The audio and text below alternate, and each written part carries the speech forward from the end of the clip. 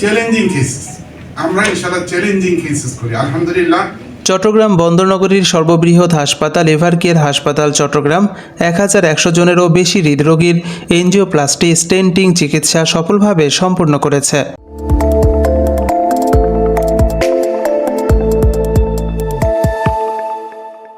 এই সাফল্য উদযাপনে হাসপাতালের অডিটোরিয়ামে একটি প্রেস ইভেন্ট আয়োজন করা হয়।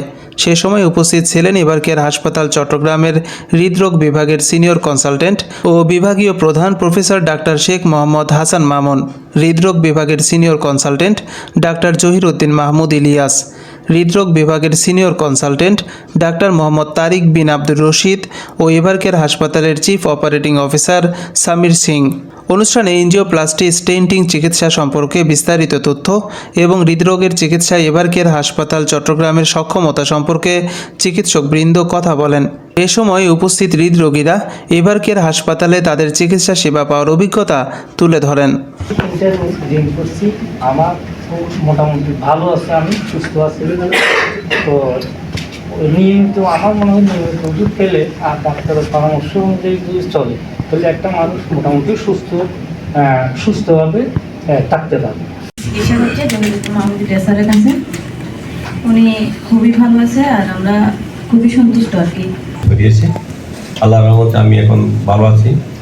ডাক্তার সাহেবের পরামর্শ অনুসারে ওষুধ সেবন করছি। বিগত 3 তারিখ জানুয়ারি, আমি এখন বর্তমানে খুব ভালো আছি ইনশাল্লাহ। এবং এভারকেয়ার সার্ভিস আমার খুব ভালো লেগেছে এবং আমি আমার বন্ধুবান্ধবের সবার সাথে শেয়ার করি এই ব্যাপারটি। ইলিয়াস স্যারের পেশেন্ট ছিলাম, দীর্ঘদিন যাবত স্যার আমাকে দেখতেন। তো গত আগস্টের লাস্ট উইকে স্যারকে দেখানোর পরে স্যার বললো যে আপনি অ্যানজিওগ্রাম করা লাগবে। তো আমি 31 তারিখে অ্যানজিওগ্রাম করাই এবং সেপ্টেম্বরের 4 তারিখে আমার হার্টে 4টা স্টেন্ট লাগানো হয়। আমি আলহামদুলিল্লাহ ভালো আছি।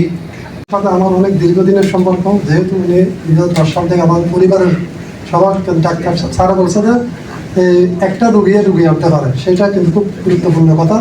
যেহেতু স্যারে 2010 সাল থেকে আমার আম্মাকে চিকিৎসা করতে আমাদের পরিবার এখনো বর্তমানে আমরা 4 জন।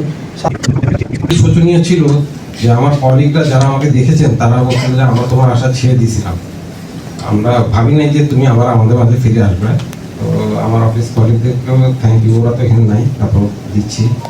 আর যেটা হচ্ছে স্পেশালি মাহমুদ স্যারকে থ্যাংক ইউ দিতেই হবে, কারণ স্যার আসলে হসপিটালে আমার ট্রিটমেন্ট, আবার হসপিটালের বাইরে আমার ফ্যামিলিকে মানসিক সাপোর্টটা দেওয়া, এবং কি আমার অফিস থেকেও বারবার যোগাযোগ করতেছিল ওনার সাথে।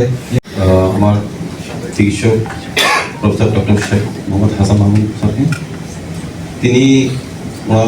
উনি ওনার বক্তব্যে এমন কিছু বিষয় শেয়ার করেছেন যেগুলি আমাদের জানা দরকার ছিল, বিশেষ করে আল্ট্রাসাউন্ড এফআরআর যে বিভিন্ন বিষয় যেগুলি আছে, আর এখানে যে আধুনিকতার